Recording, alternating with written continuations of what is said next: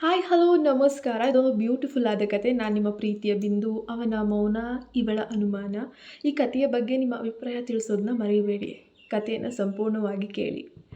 ಎಲ್ಲ ಹೆಣ್ಣು ಮಕ್ಕಳು ಪ್ರೀತಿ ತುಂಟಾಟದಿಂದ ಆರೈಕೆ ಮಾಡುವಂತಹ ವ್ಯಕ್ತಿಯನ್ನು ಗಂಡನನ್ನಾಗಿ ಪಡಿಬೇಕು ಅಂತ ತುಂಬ ಇಷ್ಟಪಡ್ತಾರೆ, ಹೌದಲ್ವಾ?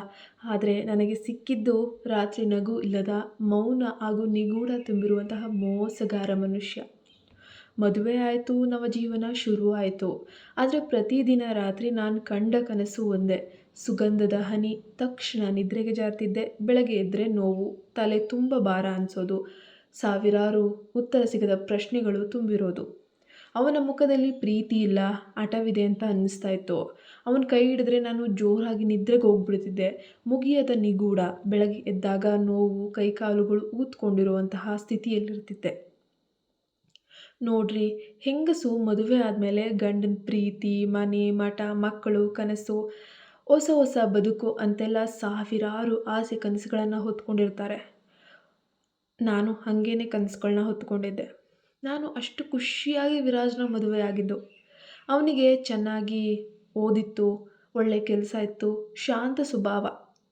ಅವನು ಹೆಚ್ಚು ಕಮ್ಮಿ ನಾನು ಸುಮಾರು ನನ್ನ ಕಾಲೇಜು ದಿನಗಳಿಂದ ನೋಡಿದ್ದೀನಿ. ನನ್ನ ತಾತನ ದೂರದ ಸಂಬಂಧಿ ಅವನು. ಹಾಗಾಗಿ ಮನೆಯಲ್ಲಿ ಗೊತ್ತಿರುವ ಹುಡುಗ ಅಂತ ಹೇಳಿ ಮುಲಾಜಿಲ್ಲದೆ ಮದುವೆ ಕೂಡ ಮಾಡಿಕೊಟ್ರು. ಹಿಂದೆ ಮುಂದೆ ವಿಚಾರಿಸೋಕ್ಕೆ ಹೋಗಿಲ್ಲ. ಮದುವೆ ಆದಮೇಲೆ ನಾವು ಕೆಲಸದ ಸಲುವಾಗಿ ಬೆಂಗಳೂರಿಗೆ ಬಂದುಬಿಟ್ವಿ. ದೊಡ್ಡ ಊರು ನೋಡಿ ಅದು. ಆದರೆ ಅಂದು ರಾತ್ರಿಯಿಂದಲೇ ವಿಚಿತ್ರ ಶುರುವಾಗಿತ್ತು. ಅವತ್ತಿನ ದಿನ ನಮ್ಮ ಪ್ರಥಮ ರಾತ್ರಿ. ಅವನು ಹೇಳ್ತಾನೆ, ಅನುರಾಧ, ನಾನೊಂದು ಕೆಲಸದ ಮೀಟಿಂಗ್ ಇಟ್ಕೊಂಡಿದ್ದೀನಿ. ಅದು ನಾಳೆ ಇರ್ತದೆ. ನಮ್ಮ ಸ್ಪೆಷಲ್ ನೈಟ್ ಇದು. ಆದರೆ ಮೊದಲ ರಾತ್ರಿಯಲ್ಲೇ ನನ್ನನ್ನು ಅವಾಯ್ಡ್ ಮಾಡ್ತಿದ್ದಾನೆ ಅಂತ ಅಂದ್ಕೊಬೇಡ. ನೀನು ಬುದ್ಧಿವಂತೆ ತಾನೇ. ನಾನು ಮೀಟಿಂಗಾಗಿ ತುಂಬ ತಯಾರಿ ಮಾಡ್ಕೋಬೇಕಾಗತ್ತೆ. ಮತ್ತೆ ನನಗೆ ಈ ಚಾನ್ಸ್, ಈ ದಿನ ಸಿಗಲ್ಲ. ಆದರೆ ದಿನಗಳು ಹತ್ತಿದ್ರೂ ರಾತ್ರಿ ಖಂಡಿತ ಇರುತ್ತದಲ್ವಾ? ಅನುರಾಧ ಅವಳು ತುಂಬ ಹಠ ಮಾಡದ ಹೆಣ್ಣಾಗಿದ್ಲು. ಮತ್ತು ಹಳ್ಳಿಯಿಂದ ಬಂದವಳಾಗಿದ್ದರಿಂದ ತುಂಬ ತಲೆ ಹೊಡಿಸ್ಲಿಲ್ಲ. ಯಾವುದಕ್ಕೂ ಹಠ ಮಾಡೋಕ್ಕೆ ಹೋಗಲಿಲ್ಲ. ವಿರಾಜ್ನ ನೆಪ ಕೊನೆಗೂ ಸಫಲ ಆಗತ್ತೆ. ಒಂದು ಸಲ ಹೀಗೆ ಅವತ್ತೊಂದು ರಾತ್ರಿ ಅವನು ಟ್ಯಾಬ್ಲೆಟನ್ನು ಕೊಟ್ಟ. ಏನಿದು ಅಂತ ಮುಖ ನೋಡ್ತಿದ್ದಾಳೆ. ಮಲ್ಟಿವಿಟಮಿನ್, ಮಲಗಲಿಕ್ಕೆ ಸುಲಭ ಆಗತ್ತೆ ಅಂದ. ಅವನ ಮಾತು ಕೇಳಿ ಬಾಯಿಗೆ ಹಾಕ್ಕೊಂಡೆ. 5 ನಿಮಿಷದ ಒಳಗೆ ನಿದ್ರೆಗೆ ಜಾರ್ಬಿಟ್ಟಿದ್ದೀನಿ.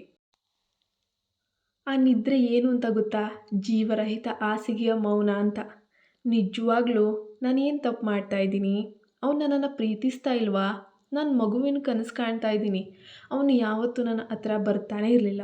ನಿಜವಾಗಿಯೂ ಇವನಿಗೆ ಸರಿಯಾಗಿ ಬುದ್ಧಿ ಕಲಿಸ್ಲೇಬೇಕು. ಅವನ ರಹಸ್ಯ ಏನೇ ಇದ್ದರೂ ನನಗೆ ಗೊತ್ತಾಗಲೇಬೇಕು ಅನ್ನೋ ಹಠ ನನ್ನಲ್ಲಿ ಹುಟ್ಕೊಳ್ತೆ. ಒಂದಿನ ನಾನು ಟ್ಯಾಬ್ಲೆಟನ್ನು ತೆಗೆದುಕೊಳ್ಳಿಲ್ಲ. ಹಾಗಾಗಿ ಆ ಟ್ಯಾಬ್ಲೆಟನ್ನು ಅಲ್ಲೇ ಇಟ್ಟು ಅವನ ಹತ್ರ ಹೋದೆ. ನಿಂತಲ್ಲಿಯೇ ಆತ ಬೆವರೋಕ್ಕೆ ಶುರು ಮಾಡ್ಕೊತಾನೆ. ಅವನ ಮುಖ ಬದಲಾಗ್ತಾ ಇದೆ. ಅವನ ದೇಹ ಕಂಪಿಸ್ತಾ ಇದೆ.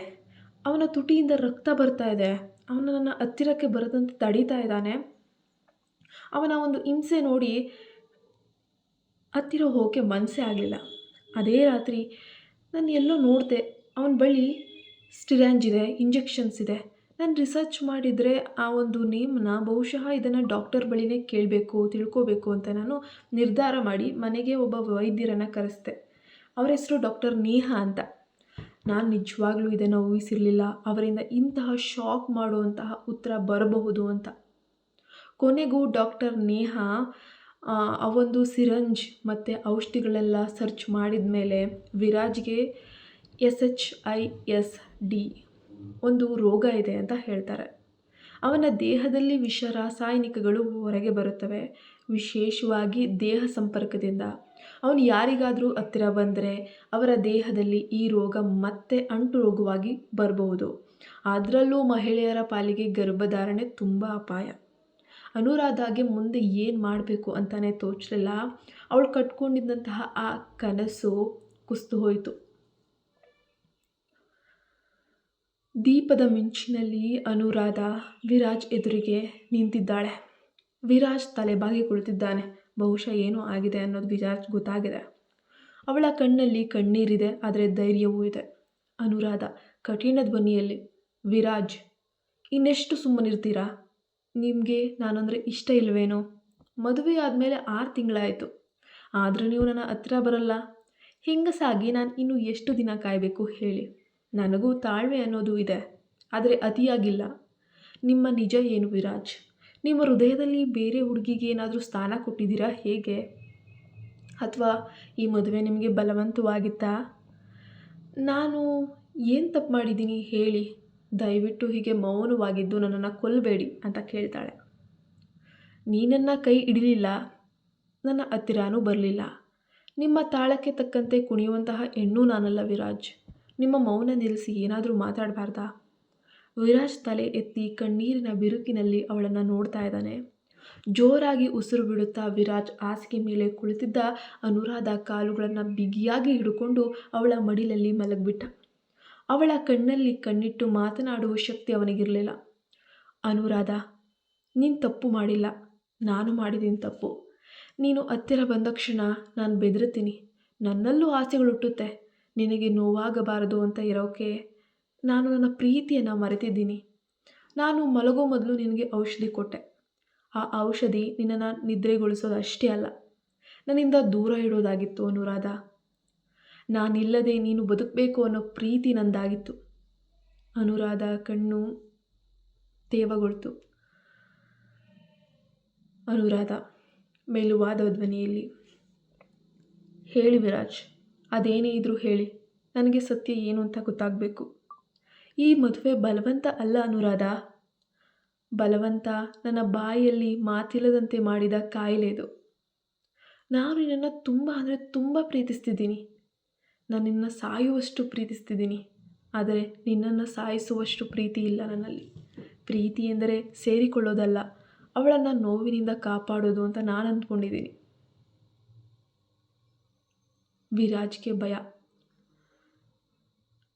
ಈಗ ಸತ್ಯ ಹೇಳಿದ್ದೀನಿ, ನನ್ನ ಕೈ ಹಿಡಿದು ನಡೆಸ್ತೀಯಾ? ನನ್ನ ಬಿಟ್ಟು ಹೋಗಲ್ಲ ಅಲ್ವಾ? ನೀನು ನನ್ನ ಭಾಗವಲ್ಲ, ನೀನೇ ನನ್ನ ಬದುಕು ಅನುರಾಧ. ಅನುರಾಧ ವಿರಾಜ್ನನ್ನು ಅಪ್ಕೊಳ್ತಾಳೆ. ನನಗೆ ಎಲ್ಲ ಗೊತ್ತು. ನೀನು ನನ್ನನ್ನು ಪ್ರೀತಿಸಲೇ ಇಲ್ಲ ಅಂತ ಅಂದ್ಕೊಂಡ್ಬಿಟ್ಟಿದ್ದೆ. ಆದರೆ ನಿನ್ನನ್ನು ತುಂಬ ಪ್ರೀತಿಸ್ತಿದೀಯ, ನನ್ನನ್ನು ಕಾಪಾಡುವಷ್ಟು.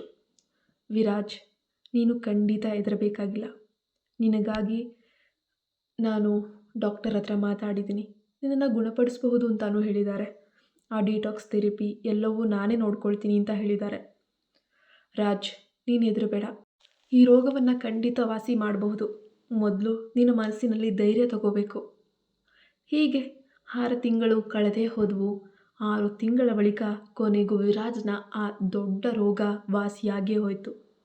1 ವರ್ಷಗಳ ಬಳಿಕ ಅನುರಾಧಳಿಗೆ ತರುಣ್ ಎಂಬ ಮುದ್ದಾದ ಗಂಡು ಮಗು ಕೂಡ ಜನಿಸ್ತಾನೆ. ಈ ಕಥೆಯ ಮೂಲ ಸಂದೇಶ ಏನು ಗೊತ್ತಾ? ಪ್ರತಿ ಮೌನದ ಹಿಂದೆ ತಪ್ಪೇ ಇರಲ್ಲ. ಕೆಲವೊಮ್ಮೆ ಪ್ರೀತಿಯ ತೀವ್ರತೆಯೂ ಇರಬಹುದು. ನೋವಿನ ಭಯ ಜೀವನದ ಅರ್ಥವೇ ಇರುತ್ತದೆ. ಅದು ತಿಳಿಯಲು ಪ್ರಶ್ನಿಸಬೇಡಿ, ಪ್ರೀತಿಸಿ. ಅವರು ದೂರ ಇದ್ದಾರೆ, ಮರೆತುಬಿಟ್ಟಿದ್ದಾರೆ ಅಂತ ಅಲ್ಲ, ಕಾಪಾಡ್ತಾನೂ ಇರಬಹುದು. ಪ್ರೀತಿ ಅಂದರೆ ಅರ್ಥ ಮಾಡ್ಕೊಳ್ಳುವಂತಹ ಒಂದು ಶಕ್ತಿ. ಮೌನ ಇದೆ ಅಂದರೆ ತಪ್ಪು ಮಾಡಿದ್ದಾನೆ ಅಂತ ಅಲ್ಲ. ನಿಜವಾಗಿಯೂ ಸತ್ಯ ಏನಂದರೆ, ನೊಂದಿರೋ ವ್ಯಕ್ತಿ ಮೌನವಾಗಿ ಇರ್ತಾನೆ.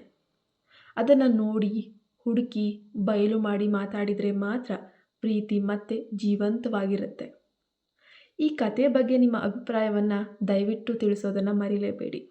ಈ ಕತೆ ಇಷ್ಟ ಆಗಿದೆ ನಮ್ಮ ಚಾನಲ್ಗೆ ಸಬ್ಸ್ಕ್ರೈಬ್ ಆಗಿ. ಇಂತಹ ನೂರಾರು ಕತೆಗಳನ್ನು ನಮ್ಮ ಚಾನಲ್ನಲ್ಲಿ ನೀವು ವೀಕ್ಷಿಸಬಹುದು.